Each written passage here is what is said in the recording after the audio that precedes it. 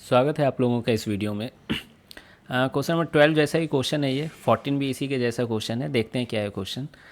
A cart of mass m, एक ये cart है जिसकी मास m है, वो रेस्ट पर है। ध्यान से देखिए, रेस्ट पर है। फ्रिक्शन लेस हॉरिजॉन्टल सरफेस, ये सरफेस फ्रिक्शन लेस है, एकदम बर्फ जैसी बनी हुई है। And a pendulum Bob of mass m, ये पेंडुलम बॉब है मास m का, वो लटका हुआ है कार्ट से। द स्ट्रिंग ब्रेक्स, स्ट्रिंग टूट जाता है।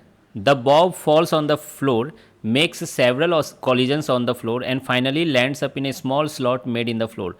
तो यहाँ एक स्लॉट बना हुआ है फ्लोर पे, ठीक है। तो ये टूटता है और ऐसे ऐसे उछलते उछलते वो यहाँ पर आ जाता है, मतलब थोड़ा सा वो आगे जाता है। एग्जैक्ट एल वो आगे नहीं जाता, अभी हम लोग देखेंगे कितना आगे जाता है एग्जैक्ट, ठीक है। लेकिन आप देख सकते हो ये लेंथ एल है बॉब और इस स्लॉट के बीच, ठीक है। तो फिर कहा गया है the horizontal distance between the string and the slot, ठीक है, वो एल दिया गया है। Find the displacement of the cart during this process, तो कार्ट कितना डिस्प्लेस होगी। अब क्वेश्चन है कार्ट क्यों डिस्प्लेस होगी। तो अगेन यहाँ पे आप समझिए कि अगर मैं इस सारे को एक सिस्टम बना लूँ, ये पेंडुलम बॉब स्ट्रिंग और ये कार्ट ये चक्का पहिया सबको सिस्टम बना दूँ, तो नेट एक्सटर्नल फोर्स क्या है, एक्स डायरेक्शन में जीरो है। तो सेंटर ऑफ मास की एक्सीलरेशन क्या होगी, जीरो होगी। तो वेलोसिटी ऑफ सेंटर ऑफ मास क्या होगी, कांस्टेंट होगी, है ना। ये सब आपको क्लास में पढ़ाया गया होगा। अब यहाँ पर शुरू में ये लोग रेस्ट पे थे, ठीक है, तो velocity of centre of mass constant है, उस कांस्टेंट की वैल्यू क्या हो गई, यहाँ पर जीरो हो गई। क्यों, शुरू में रेस्ट पे थे, तो थोड़ी देर बाद भी रेस्ट पे ही रहेंगे, क्योंकि velocity of centre of mass constant है। आप शुरू में जीरो तो बाद में भी जीरो होगा, तभी तो कांस्टेंट कहलाओगे।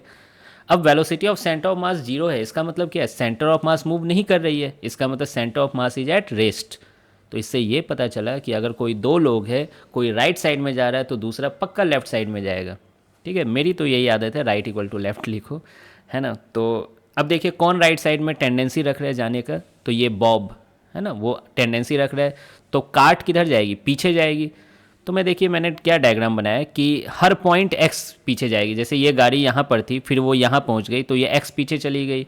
उसी तरीके से यहाँ भी देख सकते हो, गाड़ी का फ्रंट पार्ट यहाँ पे था और ये पीछे चली गई, तो कितनी पीछे चली गई, एक्स पीछे चली गई। उसी तरीके से ये होल देखिए यहाँ पे था, फिर अब ये होल यहाँ पहुँच गया, कितना चला गया, एक्स चला गया। अरे रिजिड बॉडी है, हर पॉइंट एक्स जाएगा, clear.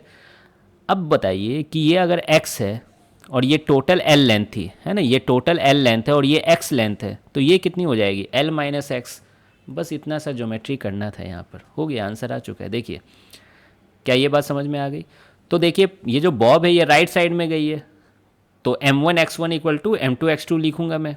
m1x1 equal to m2x2, सही मायने में यहाँ डेल्टा x1 लिखना चाहिए या डेल्टा x2, है ना। लेकिन हम हमारे सोच में ये कि x1 क्या है, यहाँ पे पोजीशन नहीं है, वो कितना शिफ्ट हुई है, ठीक है, वही लिख रहा हूँ मैं। तो m1 की वैल्यू कितनी है, स्मॉल m है, और x1 कितना शिफ्ट हो रही है, ये l माइनस एक्स, ठीक है। m2 की वैल्यू क्या है, कैपिटल M।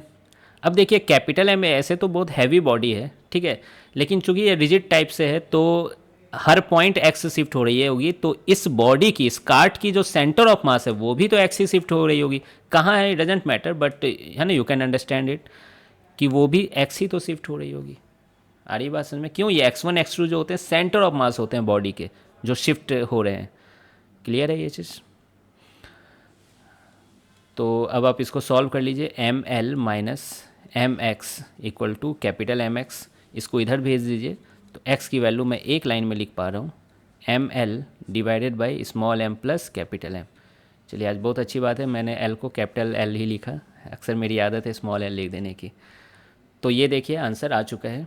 फाइनल आंसर आप क्या दोगे, डिस्प्लेसमेंट ऑफ कार्ट क्या है, बॉब राइट साइड में गया है तो कार्ट लेफ्ट साइड में डिस्प्लेस करेगी, है ना, अपोजिट डायरेक्शन में डिस्प्लेस कर रही है। इनफैक्ट मैं एक्स का देखिए एरो भी बना के दिखा दिया हूँ, है ना, कि यह अपोजिट डायरेक्शन में, मतलब लिख देता हूँ लेफ्ट डायरेक्शन, लेफ्ट साइड में मूव कर रही है ये।